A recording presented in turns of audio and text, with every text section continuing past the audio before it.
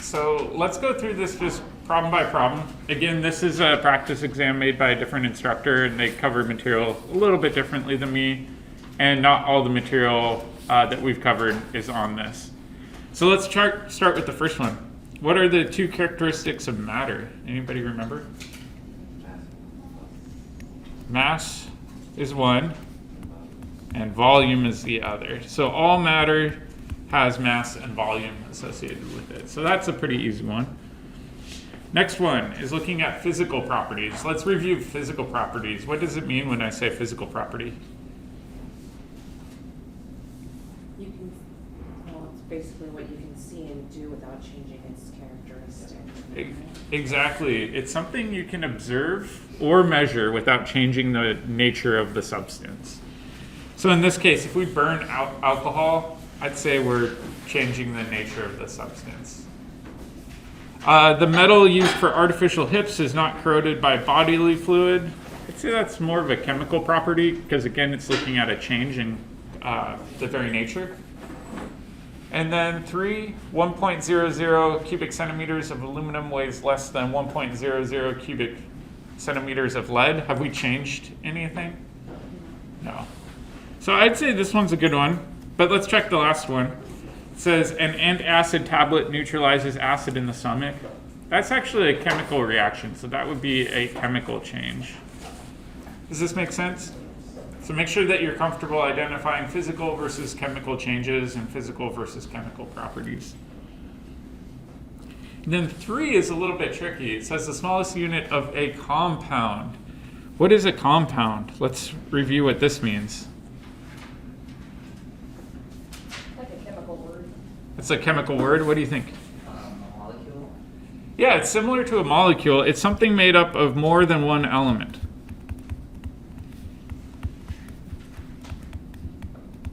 Oop. Element bonded together. Okay, so let's think about which of these would make sense. Protons? I don't think so, right? Protons are actually the subatomic particle on the inside of an element or an atom. So I'd cross this one out. What about electron? I'd cross that one out too. Same thing with neutron. I'd cross out all of the subatomic particles. But here's the tricky one. Students will get stuck between B and D. Which one do you think is the better answer here and why? B. Close, but let's go back to the definition of compound. A compound is a situation where you have more than one element bonded together. So in this case, if we think about something like H2O, is the smallest unit hydrogen? No, it would be one H2O molecule. So the fact that there's more than one atom involved means that we're looking at a molecule here. So D would be the best answer for this one. But it's a little tricky and has to do with the nature of what a compound is. A compound is more than one type of atom bonded together. All right, and then number 4 is calculating the density. Let's review density really quick. Density is equal to mass over volume. So let's figure out the mass first. And luckily, they just give it to you. They tell you it's 84.153. And the units would be grams. And then the volume, in this case, how would we find that? This is kind of similar to the Penny's lab. Subtraction, exactly. So we'd say, all right, 31.9 milliliters minus 19.7 milliliters. What I would do first is do the subtraction. So let's do that. So we've got 31.7 minus 19.7, or sorry, 31.9, right? Oh my goodness. 31.9 minus 19.7 is 12.2. Is that the proper number of sig figs? Yes, it's one digit to the right of the decimal. So now we can do 84.153 grams divided by that.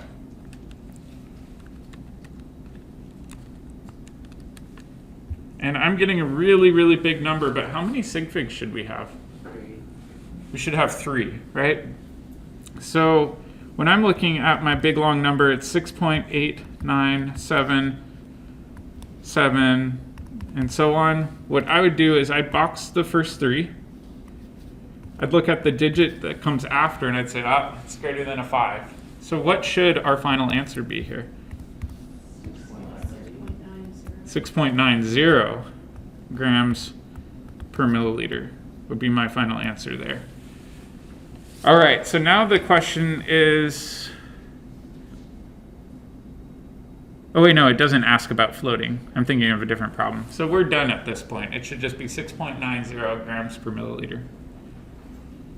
All right, number 5 is looking at scientific notation. Let's just quickly put this into our calculator. So this is 0.1432 times 2.83 divided by 7.7621. And I'm getting 0.052209582. Some students, every quarter, will give this as their answer because they think I'm testing them on whether or not they can use a calculator. That is not my goal in this class. What should we do? Yep, so let's change this to scientific notation. And we need to put it after the first non-zero number. So this would be 5.220958 times 10 to the what? -2, because we moved it 2 places to the right. The other thing too you might notice on the key is it's assuming that these are measured values. I would try to give you more information than that, but let's assume that they're measured values. What else would we need to do? Do sig figs. So same idea, we would look at the first 3. In this case, we don't need to worry about rounding, so I'd say 5.22 times 10 to the -2. So this would be my answer with sig figs. But this question, I will say, is a little ambiguous because it doesn't say if it's measured values or not. Does that make sense? Yeah. On the test, if it doesn't specify that you want sig figs, is it still expected? I would say if you've got a unit like grams or milliliters, assume that it's sig figs apply, right? Because grams or milliliters would be things we'd measure. So I'll try to make it clear on the exam. My goal isn't to trick you. All right, next one. How many millimeters are in the basic metric unit of length, the meter? So let's think about it this way. 1 millimeter has this prefix little m. What does this little m stand for? 10 to the -3. So this would be the same thing as 1 times 10 to the -3 meters, because basically that little m and 10 to the -3, you can just swap them out. All right. Conversely, if we said we have 1 meter, how many millimeters would that be? 10 to the 3rd, exactly. So we could represent this kind of either way. It's just kind of flipping which one we're looking at being the one. Does that make sense? I would accept either answer for this one. All right, the next one. It's a lot more complicated. What's the percent of nitrogen in caffeine? And remember that percent is going to be equal to the part divided by the whole times 100. Okay, so let's think about the part. What is the part going to be in this case? Nitrogen. So how do you think we find the mass of nitrogen in caffeine? Get the molecular weight. Yeah. What I would do is I'd look at this molecule and I'd say, well, there's 4 nitrogens in it, right? So I'd say, well, then we'd go to the periodic table, and nitrogen is 14.01. That would be the mass of my part. All right, now the tricky part, the whole. We've got 8 carbons that are 12.01. We've got 10 hydrogens, which are 1.008. We've got 4 nitrogens, which are 14.01. Oops, I'm forgetting my plus sign.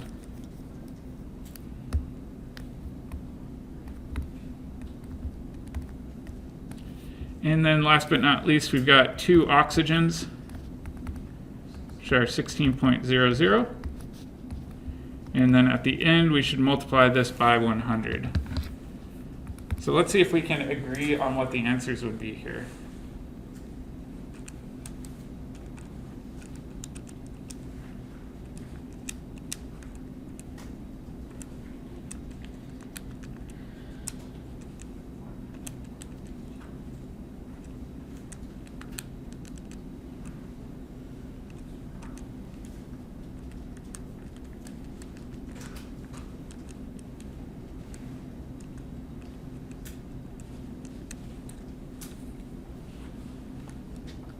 And I'm getting a really big number now. I'm getting 28.8564861%. Is that what other people are getting? Am I done? No, we need to change to the correct number of sig figs, which it looks like we need 4 sig figs for this one. So I'd look at these first 4.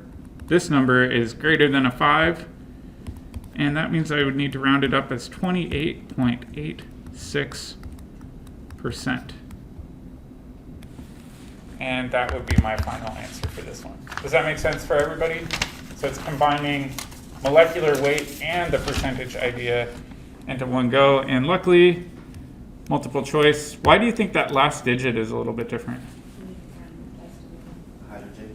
Yeah, different periodic tables have variance in that last digit, or they might have different sig figs, so it's okay that it varies slightly in that last digit. All right, blueberry bagel, maybe it best be described as what? Say it's a mixture, right, between bread and blueberries. Is it evenly mixed? No. So it's unevenly mixed, which means it must be a heterogeneous mixture. All right, number 9. You have collected 195.3 milliliters of mercury. The density of mercury at 25C is given. The recent price paid for recyclable mercury is 47 cents for 100 grams. How much would you get for your mercury? So this one's a bit harder. What we need to do is kind of come up with a plan of attack. What do you think the first thing should be?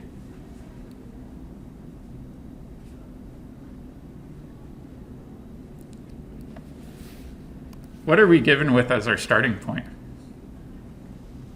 The volume. Volume. So I'm just going to have a plan up here. I'm going to say we're starting with volume. Can I immediately convert volume to money? No. What do I need to go as a kind of an in-between? Convert it to grams. Yeah, I'd say let's go from volume to mass to dollars. So that's kind of my rough plan at this point. So let's start with volume. Got 195.3 milliliters. I want to cancel out milliliters, so I'm going to go ahead and put that on bottom. I want mass, so I'm going to put my mass unit on top, which is grams. So now my question is, well, what numbers should I put in here? Anybody have an idea? So yeah, I agree this density number is going to be at play here because that's with grams and milliliters. Will that 13.534 go on top or bottom? On top. On top.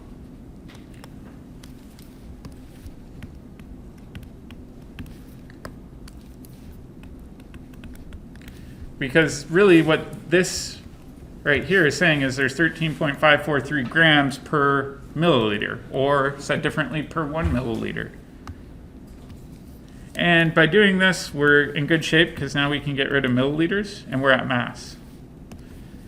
And then next, we want to cancel out grams, so I'm going to put that on bottom, and I want to get to money.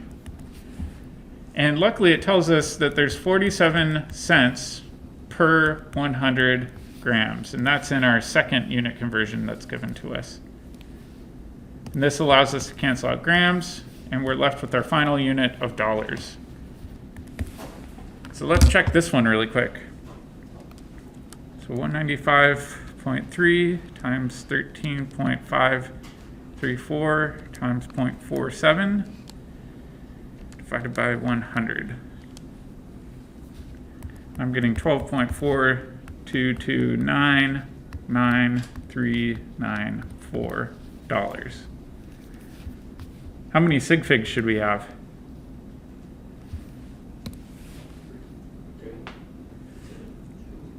Yeah, in this one it kind of looks like 2. Although the answer on the key differs from this a little bit, because normally with money we automatically go out to the cents place. But let's just follow our existing sig fig rules. Because this has 2 sig figs, I would probably go with 2 sig figs here. And I'd say, okay, this is about $12. But if you did $12.42, I'd be fine with that too, because like I said, with money, we usually just carry out the sig figs to the cents place. Make sense? Perfect. All right, number 10 is a little bit easier, less math. What are the 3 fundamental particles making up atoms?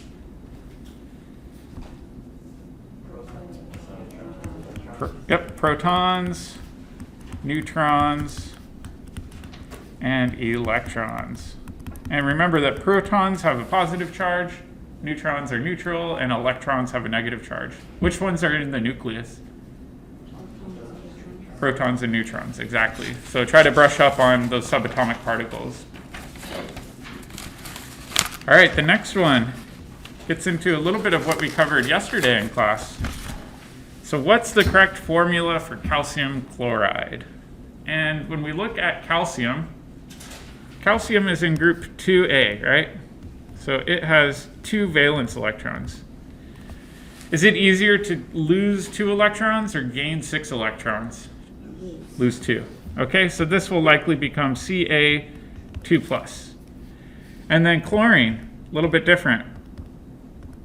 Has 7 valence electrons. Is it easier to gain 1 or to lose 7? Gain 1. Okay, so we're going to add an electron in, and that will give it its full octet. And what charge will it have?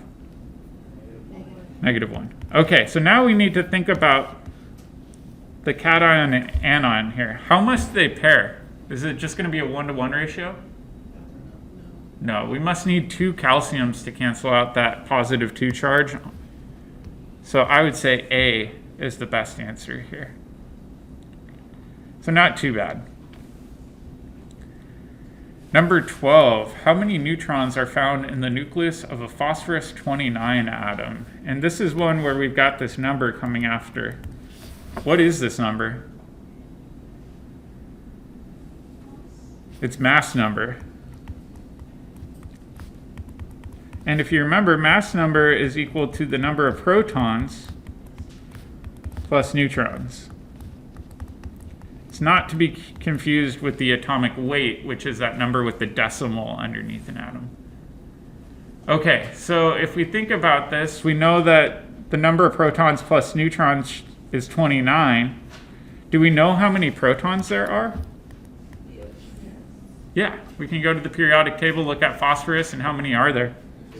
Okay, so we'd say 15 plus some unknown value x is going to be equal to 29, right? So to find x, we could say, well, it'd be 29 minus 15, which would just be 14, right? So 14 would be the correct answer here. So make sure that you do kind of keep track of what a mass number is versus an atomic weight. Atomic weight is what we use when we're doing mole conversions, and it's the thing with the decimal. Mass number is just counting numbers of protons and neutrons. Why do we do this? Why do we have mass numbers? How are they helpful?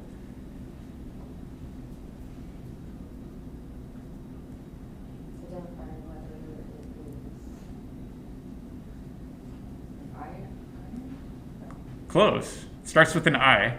To, like, tell what the Is- isotopes are? Exactly, to tell which isotope we're talking about. So the number of protons will always be the same for a given element, but the number of neutrons can vary depending on which isotope it is. All right, number 13, atoms are neutral. How can ions exhibit charge? So let's take a look at these ones.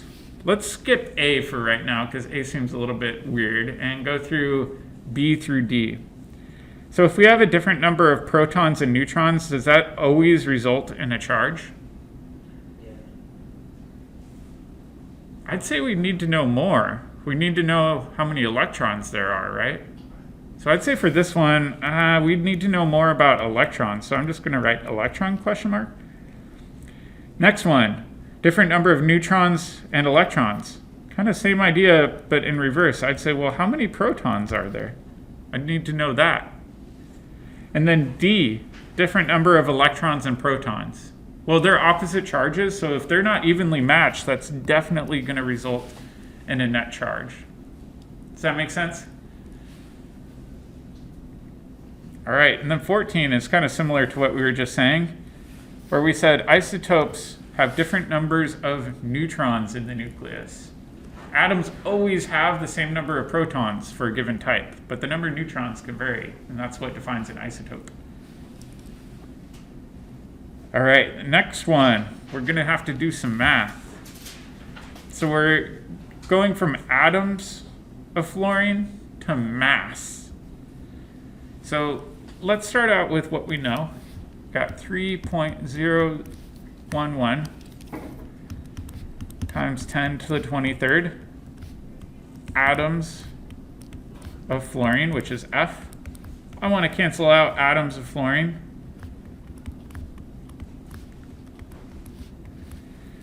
And what unit might we want to go to? Does anybody have an idea? So what unit on top here?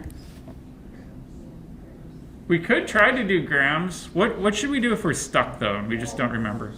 Moles. I'd say moles is the safe bet. So let's just do this as moles. All right, so now the question is, for 1 mole, how many atoms would there be? 6.022 times 10 to the 23rd. Yep. So we'll use Avogadro's number, and this is nice because now we can get rid of atoms. And then next, we can get rid of our moles, and we can get to grams. So now we've got to deal with what numbers go in here. How would we determine that? The mass to mole relationship. Periodic table. I go to fluorine. Would it be the 9 or the 19? The 19.00, exactly. The one with the decimal. Would that go on top or bottom? On top. Okay, so we'd go ahead and we'd say 19.00 grams for 1 mole. This allows us to cancel out moles, and we'd be left with grams. So let's see what this would be.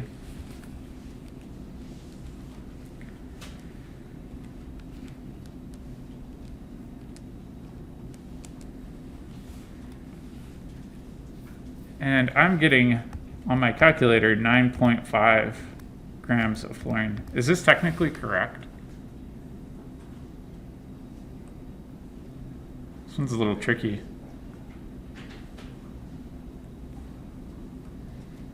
How many sig figs should our final answer have?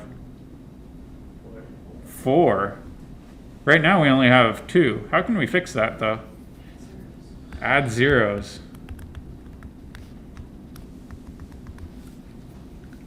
Okay, you can tell that the person who made this exam wasn't following strict sig fig rules, but that's okay. The closest match is definitely going to be B here.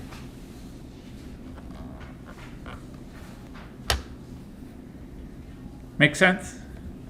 Perfect. So one thing I really can't emphasize enough is practice unit conversions. That's the #1 predictor of student success in this class. Is if you can do unit conversions, you're typically in good shape.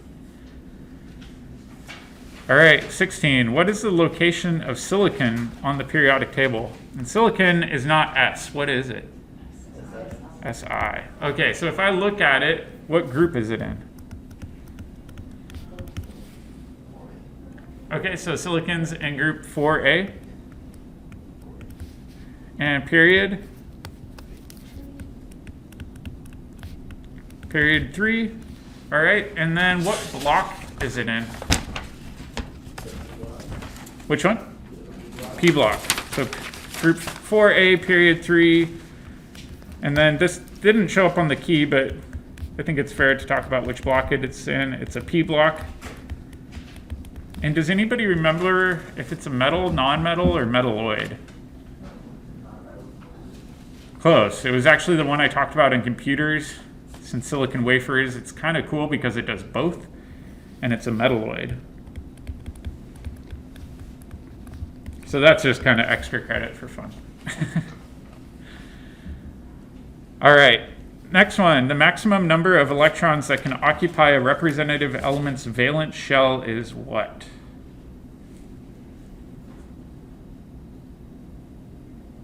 Anybody remember? 8. That's where the octet rule comes from. And a good example of this is with noble gases, right? So if we had neon and draw the Lewis structure, it has 8 electrons around it. And we said those are super duper stable. They can't really fit in anymore. All right, next. Yeah? Every one of them in that noble gases is all got 8. Yeah, all of the noble gases would have 8 valence electrons in them. And that's that group 8A. All right, formula weight for potassium chloride and AMU. Formula weight is just like molecular weight. We can use them interchangeably. So let's first kind of determine what's going on with potassium chloride. Potassium is in group 1A, so it has 1 valence electron. Is it going to be positive, negative, and if so, what charge? Positive. We're going to remove that electron and give it a positive charge because it's easier to lose 1 than it is to gain 7. And then chlorine, it's in group 7A. Are we going to become positive or negative, and if so, what charge? Negative. Okay, so it seems clear that this is just fine in a 1-to-1 ratio. So now what we need to do, now that we've got the formula, is find the formula weight. So how would we do that? Just add the mass. Yep, we'd go to the periodic table. I'd find potassium, which is, we've got one of them, and it's 39.10 AMU. And then we've got chlorine, which is 35.45 AMU. And so let's check what that would be.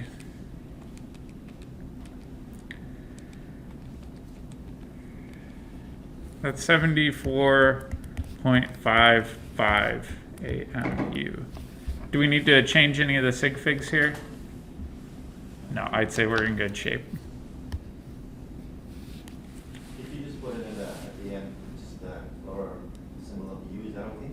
Yeah, if you just show U instead of AMU, that's perfectly okay. In fact, there's kind of debate among scientists. The old school system is AMU, the newer one is U, but old school people don't like change, so they've just stuck with AMU. All right, number 19. Which of the following elements is classified as a representative metal? This one's a little bit tricky. What does representative mean? If I just say representative element by itself. Anybody remember? Yeah. Elements of like the K block and S block. Yep. So it's S block. Whoop. And P block. All right, but this has kind of an added component, metal. Which one is going to be a block with metals, the S block or the P block primarily? Yeah, mostly the S block. Okay, so if we look at element 30 on the periodic table, first of all, that's not in the S or the P block, that's zinc. So I'd say 30 is definitely not it.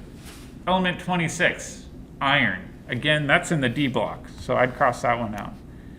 Element 38, If you look at the periodic table, that's strontium. That's in the P block, so I'd say probably this one. Whoops, I didn't mean to cross it. And then let's just last check element 63. Element 63 on the periodic table is way down in that F block, so definitely not going to be that one. So this one we were able to check pretty quickly just by knowing representative elements. All right, number 20. Calculate molar mass and AMU of one molecule of sulfameter. So we can kind of do all of this in one go, but let's start with carbon.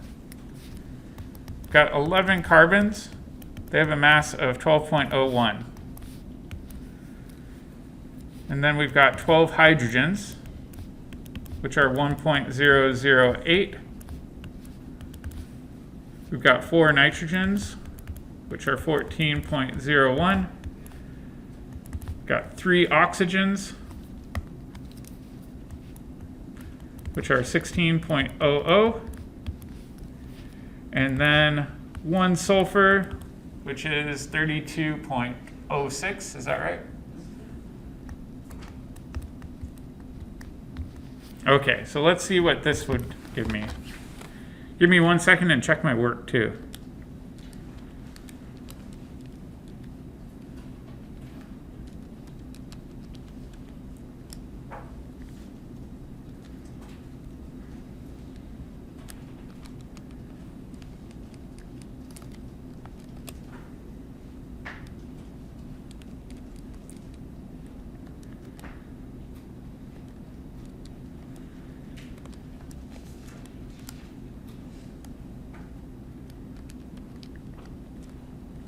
And I'm getting 280.306.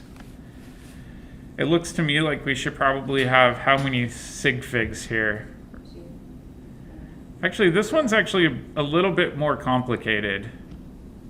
So if we think about the number of sig figs at this step, it would be 4, right? So let's even do the math for this. This would be 12.01 times 11. This would be 132.1. Make sense? Next one would be 12 times 1.008. And again, we'd want 4 sig figs. So this would be 12.10. And then 4 times 14.01 be 56.04. That would have 4 sig figs. And then 3 times 16.00 be 48.00. And then last one would just be 32.06. All right, so that's the sig figs for the multiplication. What do you notice about addition? You're already. There's only one significant. Yeah, this one only has 1 digit to the right of the decimal. The other ones have 2 digits to the right of the decimal. So that means in my final answer, I'd only want 1 digit to the right of the decimal. And luckily that also coincides with there being 4 sig figs. So this would be 280.3 and be AMU. I did notice that the key has an additional sig fig in there, and I think that is actually a little bit incorrect. Yeah. So for multiple step equations like this, do we wait until we have to add everything up to calculate the sig figs? Yeah, that's a good question. So when do we look at sig figs? I always follow the PEMDAS rules, right? So I do everything in my parentheses first, assign sig figs. And then I do all of my other stuff separate and assign sig figs at every step. The only exception to that is with combos of multiplication and division. You can actually do those at the same time because essentially they're the same order. Yep. But just remember with mixed operations with, let's say, addition and multiplication, do the multiplication first, find the number of sig figs, then do the addition and find your sig figs. Kind of like we did here. So this one we did multiplication first and then we found sig figs. All right, we're almost through it. Extra credit problems. A molecule of ethyl ether represented as such may be classified as what? So let's do the first part, heteroatomic versus homoatomic. What do you think this is? Heteroatomic. It's made up of different atom types. So I would say, let's go ahead and cross out these ones, because it couldn't possibly be homoatomic. So now it's between monoatomic and polyatomic. Which one makes more sense? Polyatomic. So this one would be D. All right, number 22. Definite volume, indefinite shape is a characteristic of what type of matter? This one we didn't go into in a lot of detail. We'll come back to this, but hopefully we can even just figure this out. Gas. So indefinite shape, I would say, is a big clue. I would cross this one out, right? Because solids have definite shapes. They don't change shapes normally. So this one has a definite volume, indefinite shape. This one's a little bit weird, but I would say liquid would be the best one here. Why wouldn't gas be as good? Can the volume of a gas change? Yeah, we can squeeze gases into compressed air cylinders like you see in hospitals and things like that. So it doesn't have a defined volume. Liquids are much, much, much, much harder to squeeze and compress. So this one, I would say intuitively makes the most sense. Then number 23. A sample of ice at negative 10 degrees Celsius occupies 25.00 milliliters. What is the sample volume after the ice is melted and warmed to 4 degrees Celsius? The density of ice at negative 10 is provided, and the density of ice of water at 4 degrees Celsius is provided. This one's a little bit trickier.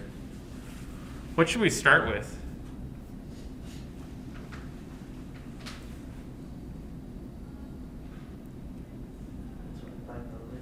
Yeah, I would probably start with the 25 milliliters.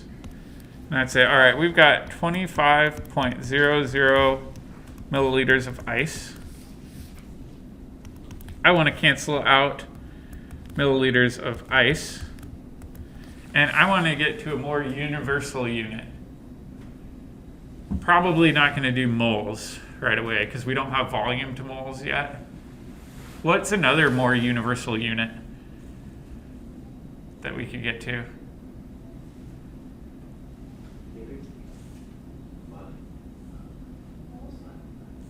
I would probably do grams. Kind of like the analogy of mass. Mass is constant, whether you're in outer space or on Earth or what phase you're in even. So the mass is going to be constant. And so I'll just do grams of H2O.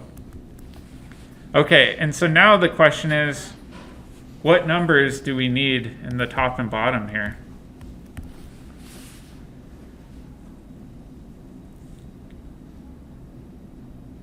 The 1,000? What I would do, Calculating H2 by adding the masses off the periodic table. I think we don't even need to go that far because if you look at this, what we have here, it's a density relationship, right? Grams per milliliter is a density. And they give us the density of ice in the problem. And they tell us that there are 0.9187 grams per milliliter for this ice. So what I would do is I go 0.9187 grams of water in every 1 milliliter of ice. Is the mass going to change when it becomes a liquid? No, the volume could change, but mass is going to be constant regardless of the form or location that you're in. Okay, so now we've canceled out milliliters of ice, and we've got grams of water. Next, I would want to cancel out grams of water and go milliliters of liquid water at 4 degrees Celsius. So what would I use here?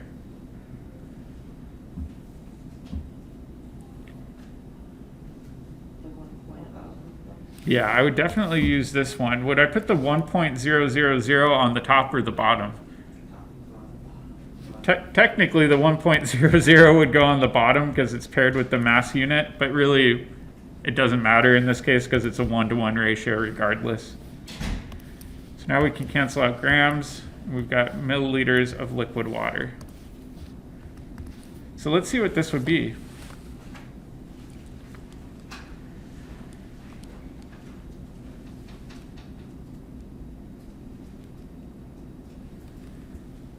And I'm getting 22.9675 milliliters.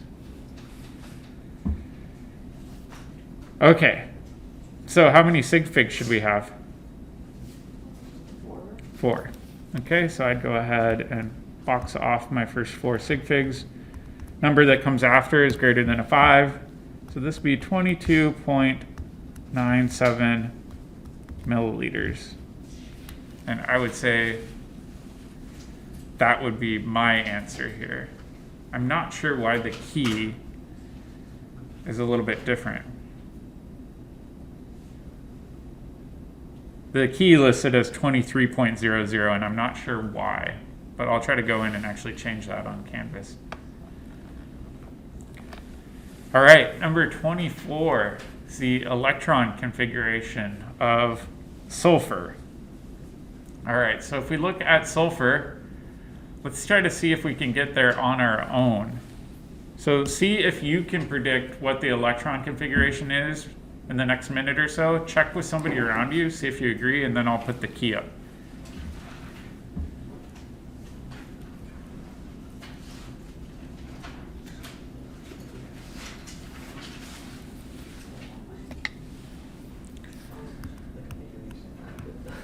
I did the shots. Yeah,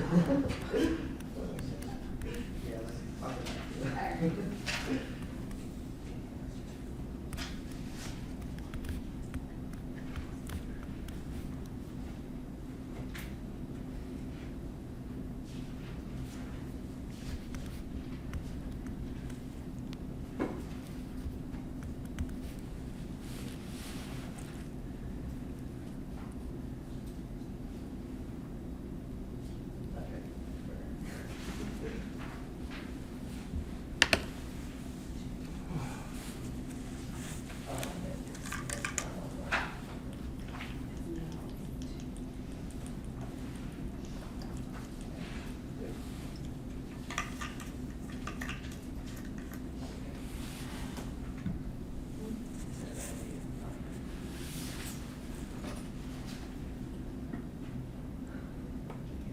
Anybody need a little more time? All right, so let's check it. What I would say is, as we read it like a book across the periodic table, we first go through the 1s, completely through. Then we go the next step down, which is 2s. And then why did I start at 2p rather than 1p? There's no 1p, exactly. I see that often, though, where people automatically assume you start at 1. But remember, when you go from S, it's 1. When you start with P, it's 2. When you start at D, it's 3. And F starts at 4. So we went through the 2 P's. And then we come over again, go through the 3 S's. And then we go over to the 3 P's. But to get to sulfur, we only go 4 spots over. So this would be the electronic configuration. What if we wanted to do this as a noble gas or condensed configuration? Do with neon. Yeah, exactly. We could do that with neon because this whole set is basically equivalent to neon. So we could just write neon like this, 3s2, and then 3p4. So either of these would be fine with me. Yep. Does this make sense? Folks feeling pretty good? I will say one thing they don't have a lot of on here is the mole conversion stuff. So make sure you do feel good converting between grams and moles and numbers of things. The other thing too is please, please, please remember those 5 major prefixes and how to convert between like centi and milli and kilo and micro and things like that. I want students to memorize those. Any other questions? All right, I'm gonna stop recording, but I can hang out for a little bit if you want to go over any other random stuff.